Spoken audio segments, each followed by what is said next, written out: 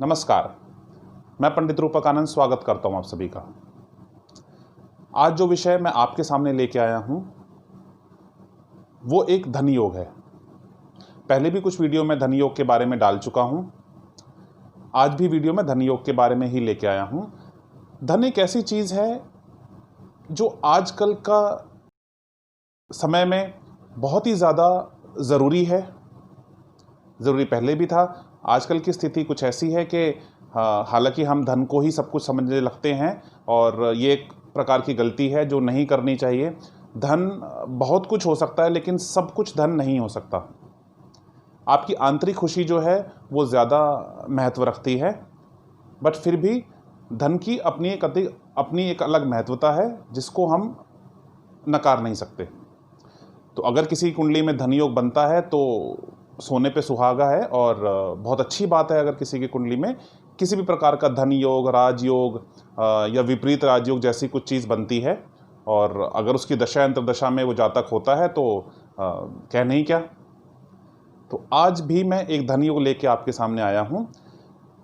इस धन योग की खास बात यह है कि ये सिर्फ 2 ही राशियों में बनता है, या कहना चाहिए सिर्फ 2 लगन में बनता है। अगर हम आपकी लगन कुंडली निकालें तो कन्या लगन और तुला लगन, ये वाला धन योग सिर्फ इन्हीं 2 लगन में बनेगा। कन्या लगन के अंदर सबसे पहले हम कन्या लगन की बात कर लेते हैं। कन्या लगन के अंदर 10वें भाव का स्वामी, सबसे पहले मैं आपको बता देता हूं कि ये धन योग थोड़ा सा आसान लगने वाला योग है, मगर इसके अपने बहुत फायदे हैं और ये एक बहुत प्रबल धन योग के रूप में देखा जाता है।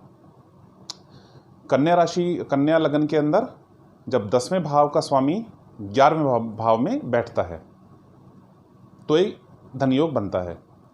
तो आप देखें 10वें भाव का स्वामी कन्या लगन के अंदर बुध होगा और लग्नेश भी बुध होगा। तो कन्या लगन में लगन का स्वामी भी बुध है और 10वें भाव का स्वामी भी बुध है। अगर वो 11वें भाव में बैठते हैं जो कि हमारा आय का भाव होता है, तो एक बहुत ही सुंदर स्थिति ये होती है और ये एक धन योग का काम करती है। इसको थोड़ा समझ लेते हैं कि लगन आपका व्यक्तित्व, आपका शरीर, आपका जो व्यवहार है वो लगन से देखा जाता है। तो दूसरे शब्दों में कहें तो लगन आप होते हैं खुद। 10वां भाव हमारे कर्म से जुड़ा है, हमारी नौकरी से जुड़ा है, जो हमारे पास धन आता है उससे जुड़ा है।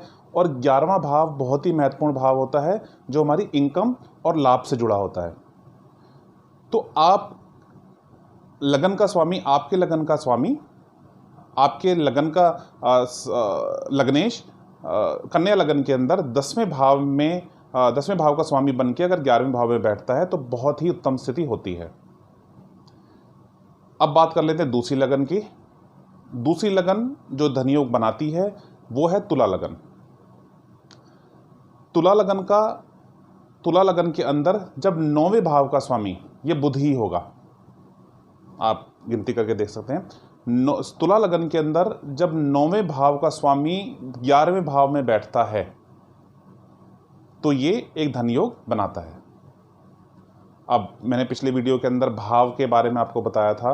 9वां भाव जो होता है उससे हम भाग्य देखते हैं, उससे हम आपकी धार्मिक आस्था, आप कितने डिवोटीज़ हैं, आप कितने भाग्यशाली हैं, और भी बहुत सारी चीज़ें, बट मुख्यतः ये चीज़ें वहाँ से देखी जाती हैं। जब उस भाव का स्वामी 11वें भाव, दोबारा से बता रहा हूँ कि 11वां भाव आय का होता है, तो अगर 9वें भाव का स्वामी 11वें भाव में बैठता है तो ये भी एक धन योग ही बनाता है। ये दोनों धन योग बुध बनाते हैं। अगर बात करें इन दोनों धन योग में से ज़्यादा प्रभावशाली धन योग कौन सा है, तो मैं बात करना चाहता हूँ, मेरे व्यक्तिगत अनुभव से ये बात सामने आई है कि कन्या लगन के अंदर जब दशमेश होकर बुध 11वें भाव में बैठता है तो ये एक ज़्यादा उत्तम स्थिति होती है। धन योग हमेशा की तरह जब ये फलीभूत होगा तो लग्नेश की महादशा में ये फलीभूत होगा, उसकी अंतर्दशा में फलीभूत होगा। दशमेश, क्योंकि लग्नेश और दशमेश दोनों एक ही होते हैं, इनकी जब भी महादशा लगेगी, मतलब बुध की जब भी महादशा लगेगी, जब भी अंतर्दशा लगेगी, तो ये जब भी प्रत्यंतर दशा लगेगी तब ये धन योग जो है वो अपना काम करेगा। हालांकि कुछ स्थिति में, हालांकि और भी स्थिति देखनी होती है, कुछ स्थिति के अंदर ये योग हमेशा काम कर रहा होता है, बट सबसे ज़्यादा जो ये आपको लाभ पहुंचाता है, ये पहुंचाता है अपनी दशा अंतर्दशा के अंदर। तो अगर कोई कन्या लगन या तुला लगन के जातक इसको देख रहे हों तो अपनी कुंडली निकाल के इसको देखिएगा।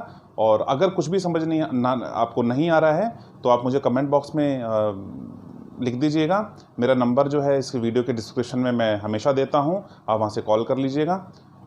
वीडियो लाइक कीजिएगा, शेयर कीजिएगा, किसी दूसरे जो भी ज़रूरत है किसी को वीडियो उस तक पहुंचती है तो कहीं ना कहीं ये अच्छी बात है, भला होगा इससे। और उम्मीद करता हूं आपको वीडियो पसंद आई होगी। चैनल आपने सब्सक्राइब कर लिया है, नहीं किया तो आप कर दीजिए, बेल आइकन को हिट कर दीजिएगा। अगली वीडियो डालूंगा वो सबसे पहले आप तक पहुंचेगी। और अभी आगे का शेड्यूल मैं आपसे कुछ शेयर कर देता हूं। हफ्ते में एक बार हर शुक्रवार को आपको राशिफल प्राप्त होगा, साप्ताहिक राशिफल, और मंगलवार को आपको इसी तरीके से ज्ञानवर्धन कुछ भी वीडियो जो है ज्योतिष से संबंधित वो प्राप्त होगी। मैं उम्मीद करूंगा हफ्ते में 2 वीडियो या उससे ज़्यादा 3 वीडियो आप तक पहुंचाऊं, और ये भी उम्मीद करूंगा कि ये प्रोसेस ऐसे ही चलता रहे। तो इसी उम्मीद के साथ में आपसे विदा लेता हूं। अगली वीडियो के लेकर आपके सामने फिर आऊँगा। तब तक के लिए प्रेम पूर्वक आपका धन्यवाद।